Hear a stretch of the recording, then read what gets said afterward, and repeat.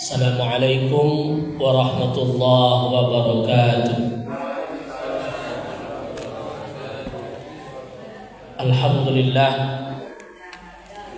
wassalatu wassalamu ala rasulillah wa ala alihi wa sahbihi wa mawala.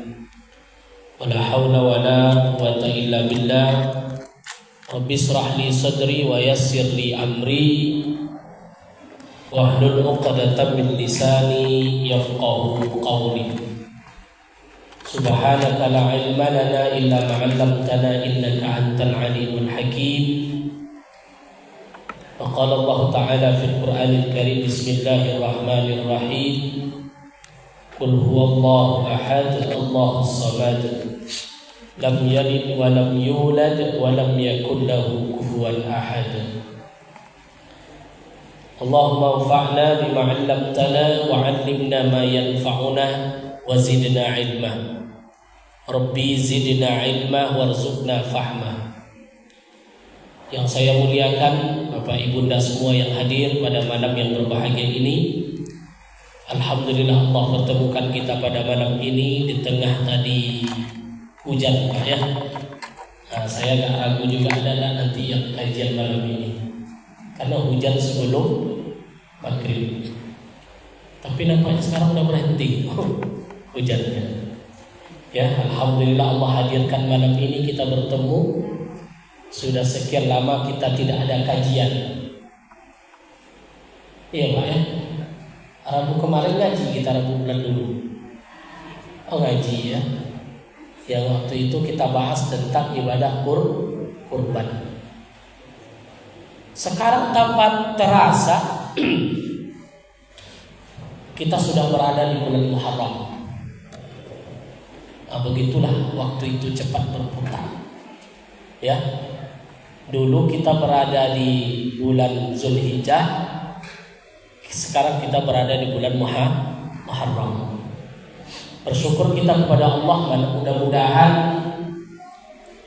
ya di tahun ini Allah berikan kita kekuatan, kesehatan untuk selalu meningkatkan ubudiyah kita kepada Allah Subhanahu wa taala. Berselawat kita kepada Rasulullah sallallahu alaihi wasallam. Allahumma shalli ala sayyidina Muhammad wa ala ali sayyidina Muhammad. Mudah-mudahan di yaumul mahsyar kelak kita mendapat syafaat dari beliau. Mungkin kajian kita selama ini menyangkut tentang kajian-kajian umum. Kemarin kita bahas tentang kurban. Seharusnya malam ini juga kita sedikit membahas tentang fadilah bulan Muharram. Cuman lama nanti kita nak ngaji-ngaji fikih. Ya. Sementara kita berencana untuk setiap malam awal ini, di Rabu awal kita berbicara tentang fikih ibadah, hal-hal yang berkaitan dengan ibadah kita. Kemarin kita sudah masuk syarat sholat yang pertama. Syarat sholat ada berapa kemarin Pak? Bu, banyak syarat sholat kemarin. Anak-anak terkonak. Udah lupa ya. Nggak usah lah berapa-berapa. Syarat sholat yang pertama apa kemarin Pak? Suci dari hadas. Kita sudah tuntas itu bahas. Hadas itu terbagi dua. Hadas kecil, hadas besar. Hadas kecil caranya berwudu. Hadas besar caranya mandi wajib. Wudu panjang pembahasannya, sudah kita bahas semuanya. Mulai dari syarat wudu, rukun wudu, sunat wudu, sampai yang membatalkan wudu. Sudah selesai semuanya. Kemarin masalah mandi, kemarin kita sudah bahas mandi wajib, syarat mandi, rukun mandi, sunat mandi, termasuk tayamum, ditutup kemarin dengan tayamum. Terus syarat sholat yang kedua apa? Ulun apa? Syarat sholat yang kedua.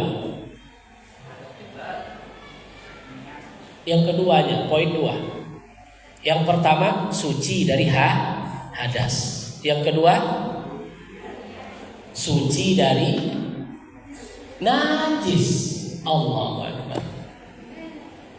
Yang pertama, suci dari hadas. Oh, gimana caranya? Wudu. Kita sudah berwudu. Mandi, kita sudah mandi, selesai. Yang kedua, suci dari apanya yang suci dari najis? 3. Badan, pakaian, tempat sholat. Itu semua kita sudah bahas. Macam-macam najis. Najis kemarin terbagi 3. Najis kecil, najis sedang, najis berat. Allahu Akbar. Jatuh tai cicak, basah, meleleh di sininya. Maka ketika itu sholat menjadi batal. Kenapa? Masuk najis. Ya, karena terkena najis. Maka sholat menjadi tidak sah. Kenapa dia tidak sah? Karena syaratnya yang nomor 2 berkurang. Tidak suci dari najis. Itu syarat sholat yang kedua. Suci dari najis. Apa najis kemarin, Bu? Darah, terus nanah, bangkai, muntah. Muntah itu najis, Pak. Muntah atau lendir yang keluar dari perut, semuanya najis. Sesuatu yang keluar dari 2 jalan, semuanya najis kecuali air mani kemarin. Sperma tidak najis dia. Ya. Makanya ada juga riwayat mengatakan Rasulullah sarungnya pernah terkena sperma, tidak dia cuci, tetap dibawa sholat. Kenapa? Itulah dasar ulama kalau air mani itu suci. Kalau sempat air mani tidak suci, berarti awak najis. Karena asal kita daripada nutfah. Dalam bahasa Arab disebut dengan nutfah atau air mani atau sperma. Saya sebetulnya agak flu ya, sakit kerongkongan, jadi agak sulit keluarnya. Asyartus salis, syarat sholat yang ketiga. Kita sambung sedikit, Pak, ya. Syarat sholat yang pertama suci dari hadas. Syarat sholat yang kedua suci dari najis. Apa syarat sholat yang ketiga? Sitrul aurah, menutup aurat. Walau sobiyan, walaupun yang sholat itu adalah anak-anak. Oh, ada anak-anak sholat, dia pakai celana di atas lutut, tidak sah sholatnya, karena wajib menutup aurat. Amatan, ataupun dia seorang budak. Di mana auratnya? Annar rajulun, adapun aurat laki-laki, ma baina surratin rukbatain lahuma, aurat laki-laki antara pusat dengan lutut. Jadi bapak sholat sudah tertutup dari pusat sampai ke lutut, sah nggak sholatnya? Sah, sudah sah itu, Pak. Tapi beradabkah kita atau tidak? Itu lain bab. Maka fikih ini adalah ilmu batasan. Oh, batas aurat itu apa? Antara pusat dan lutut. Apakah sholat seperti itu? Sah, tapi tidak beradab. Maka fikih itu harus ada etika yang disebut dengan ilmu akhlak, ilmu tasawuf, ilmu yang mengajarkan adab dan tata krama. Tidak boleh terlalu mentah-mentah saja. Yang terjadi hari ini kan itu. Adab ini sudah mulai berkurang. Makanya aurat seorang laki-laki antara pusat dengan lutut. Nah, sudah tertutup pusat, tertutup lutut, itu sudah sah, tidak berdosa dia.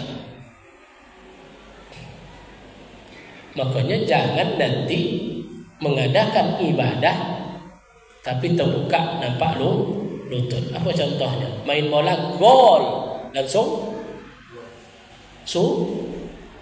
sujud syukur. Kan banyak Pak, main bola gol langsung sujud, tertutup nak auratnya.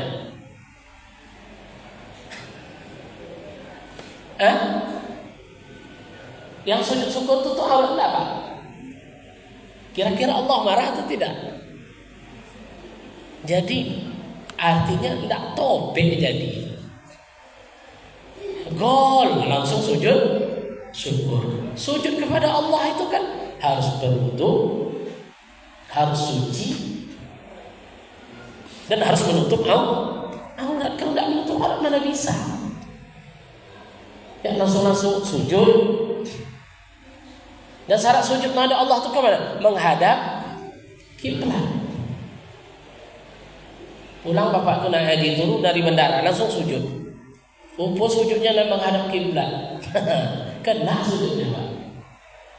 Tak kemana-mana sujudnya. Maka kalau sujud syukur itu kemana-mana? Ke kiblat. Ya? Nah, harus menghadap kiblat. Tidak main-main sujud sembarangan. Mesti dia menghadap kiblat. Nah, itu aurat laki-laki. Ya.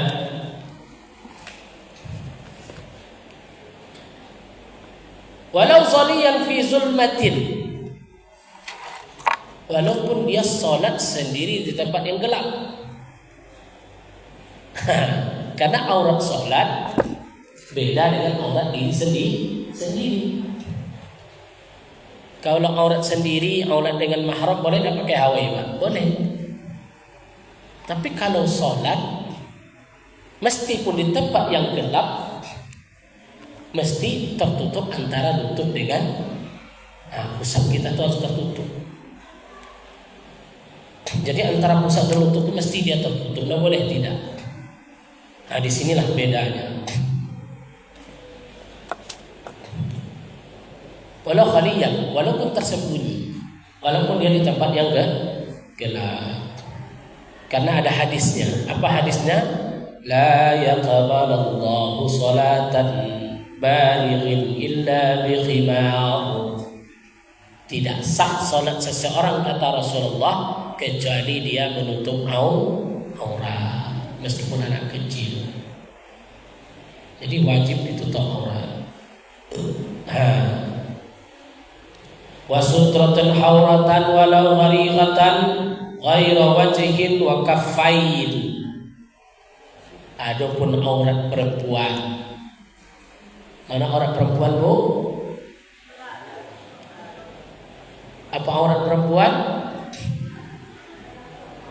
Seluruh badan kecuali muka dan telapak tangan. Mana telapak tangan tuh Bu? Yang mana telapak tangan tuh? Bukan. Ma huwa kaffain zahriha wa batiniha ilal kaw'ain. Yang dimaksud telapak tangan adalah di luar dua mata, dua kaw'ain ini dua pergelangan. Di luar dua pergelangan tangan. Jadi kalau ibu sholat, model pakaiannya pergelangannya ditutup, maka ini bukan aurat. Nah, jadi itu bukan aurat. Asal tertutup pergelangan tangan. Berarti syaratnya sampai di mana? Kau'ain, sampai pergelangan tangan. Karena mukena itu kan cuma orang Indonesia yang pakai. Selubung sawah itu, Bu. Telekung. Telekung itu kan orang Indonesia. Orang Arab nggak kenal dia telekung. Dia pakai jilbab dalam, pakai gamis. Karena syarat aurat tertutup apa? Tertutup yang ditutup tidak menengokkan lekukan tubuh. Ustaz, saya sholat tertutup aurat saya, tapi liukannya nampak, belum menutup aurat. Kan ada model tubuh, dia udah menutup aurat tapi baju ketat. Karena perintah Allah itu apa? Lapangkan, ya, tidak menengokkan bentuk tubuh. Berarti gamis yang model daster, berarti itu daster gamis. Jadi kalau ada yang salat Allahu Akbar, bajunya ketat cenoko kan nampak kan, pakai jilbab biasa, belum aurat, itu masih aurat. Kenapa? Karena menengokkan bentuk tubuh. Tapi ada orang sholat pakai gamis, tidak pakai mukena, yang nampak dia pakai kaos kaki, yang nampak hanya muka dan telapak tangan. Telapak tangan itu maksudnya yang mana? Baik depan maupun belakang, yang di luar pergelangan tangan. Kau'ain di sini. Nah, ilal kau'ain, di luar pergelangan tangan. Berarti batas aurat ibu-ibu adalah pergelangan tangan. Nah, kalau ini boleh. Nah, muka begitu. Bima la yasifu launan, seperti tersebut di atas, ditutup dengan sesuatu dengannya warna kulit. Artinya berarti baju pakaian yang dipakai oleh seorang perempuan tidak boleh tembus pandang alias jarak. Apa maknanya? Baju itu jangan sampai menampakkan warna kulit, tertutup namanya itu. Nah, di mana tidak nampaknya? Ketika kita berdekatan. Kalau kan ada juga baju perempuan tuh dari jauh udah nampak. Kalau ladoke jarang nampak. Nah, itu perlu menutup aurat. Ya. Jadi baju yang dengan baju itu tertutup warna kulit, ya. Fi majlis takhatib, pada tempat berdekatan. Kazallahu bizalika Ahmad, sebagaimana batasan ini pula yang dibuatkan oleh Imam Ahmad. Jadi batas aurat itu apa? Tidak boleh jarang, tidak boleh transparan. Nah, ada pakaian ibu-ibu transparan, tipis kadang kan, nah, nampak. Kalau di terawang nampak dia, berarti itu bukan menutup aurat namanya. Nah,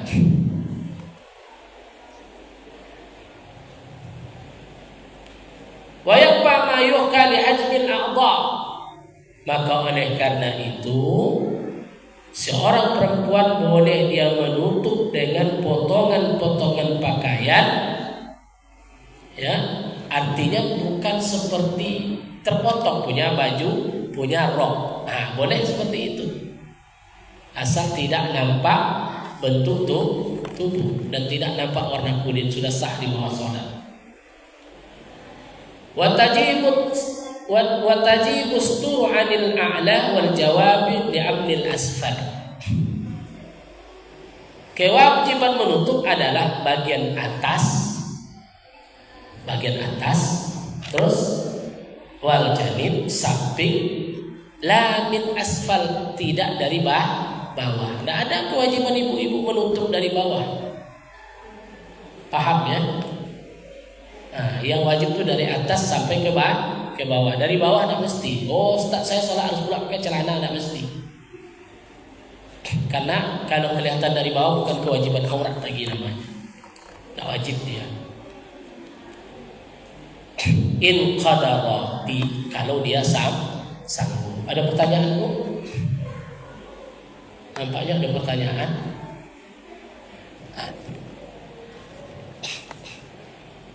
Ada yang mau tanya? Apa-apa ada yang mau tanya, Pak? Nah, silakan.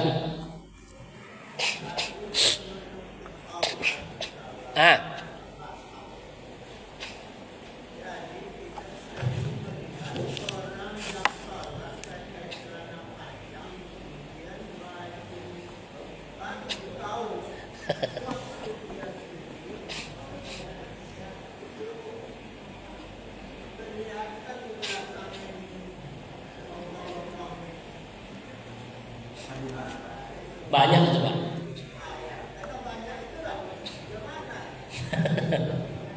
Ada orang sholat Pak pakai baju ketat kan, Allahu Akbar, nampak. Itu aurat itu enggak tuh, Pak? Batal. Ya, kasih masukan itu. Harus dikasih masukan. Dan itu banyak.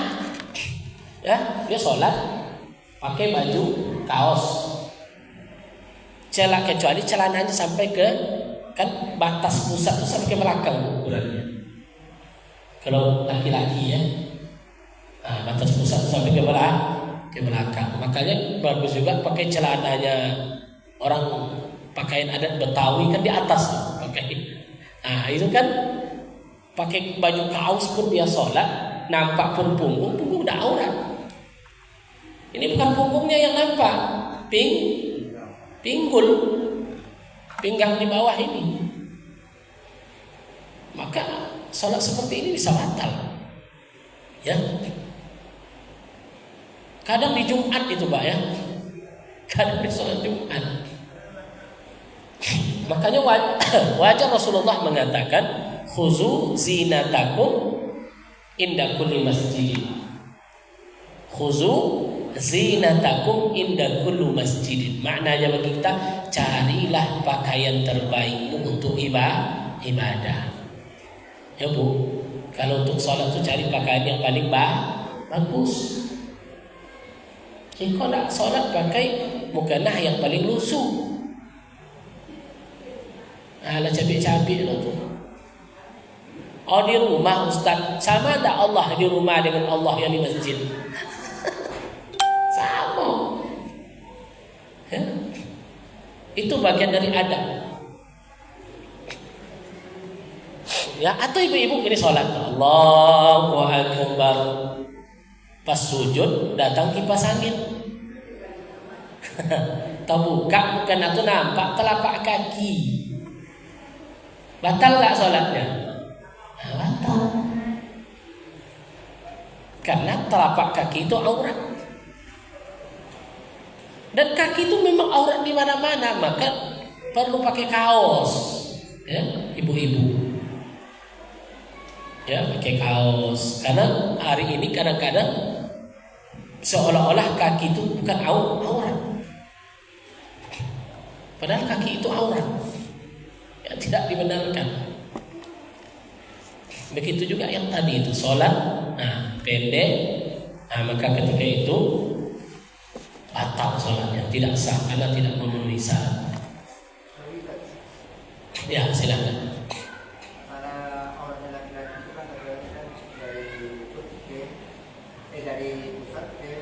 Lutut. Itu kalau berdiri kita sempurna kan, untuk semuanya. Tapi kalau dengan sujud atau ruku atau apa itu yang maksud aurat itu bergerak kemanapun, nah wajib tertutup. Ya, lutut itu tidak boleh nampak. Nah, wajib tertutup ya. Nah itu in qadarah, kalau dia mampu, kalau tidak mampu tidak masalah. Nah, ini syaratnya mampu membeli pakaian. Amal ajiz, adapun orang yang tidak mampu, cukuplah dia menutup sekemampuan dia. Nah, umpamanya krisis, nggak ada uang beli baju segala macam, maka dipakailah sekemampuan dia. Seperti kisah Sa'labah kan dengan istrinya. Ya, tidak cukup pakaiannya untuk sholat, Pak. Saking miskin. Tapi dia orang yang pertama kali datang ke masjid. Assalamualaikum warahmatullahi. Rasul selalu menengok Sa'labah sholat di depan. Tapi Sa'labah ini setiap selesai sholat tergesa-gesa. Belum apa-apa dia langsung pulang. Asal setelah salat dia langsung pulang. Maka Nabi bertanya, ya Sa'labah, kenapa engkau tergesa-gesa? Setiap setelah sholat engkau pulang. Apa kata Sa'labah tadi, ya Rasulullah, kami ini orang miskin, tidak punya kain yang layak untuk sholat, tidak ada yang bisa menutup aurat. Istri saya punya pakaian compang-camping, nampak. Maka yang menutup aurat istri saya itulah yang saya pakai sekarang. Maka saya pulang, istri menunggu sholat di rumah. Saking miskinnya. Dia sholat duluan, habis sholat pulang, karena istrinya menunggu ingin sholat. Pakaian yang layak yang dipakai untuk sholat yang dia pakai. Maka Rasul mengatakan, sabar kau Sa'labah. Cuman Sa'labah ini, ya Rasulullah, doakanlah saya kepada Allah. Dapat saya harta sedikit jadilah. Apa kata Sa'labah? Kalau dapat saya lah pakaian untuk istri saya mungkin tinggal di masjid ini. Dia tidak perlu lagi pulang, karena istri sudah ada pakaian di rumah. Selalu dia minta kepada Rasulullah.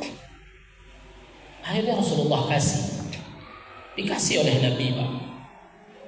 Apa yang dikasih? Kambing. Tahu apa kisahnya itu kan? Dikasih kambing. Karena kambing ini pemberian Rasulullah, banyak berkembang. Banyak kambing tadi berkembang.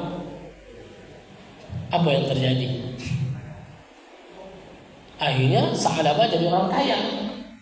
Tidak pakaian, yang tabali lebut, tabali rumah, tabali kendaraan. Kambing penuh lembah-lembah. Assalamualaikum warahmatullahi. Sa'labah di sebelakang. Waktu miskin dulu, selalu depan Rasulullah. Dipanggil oleh Nabi, ya Sa'labah, kenapa kau masuk? Itulah Rasulullah.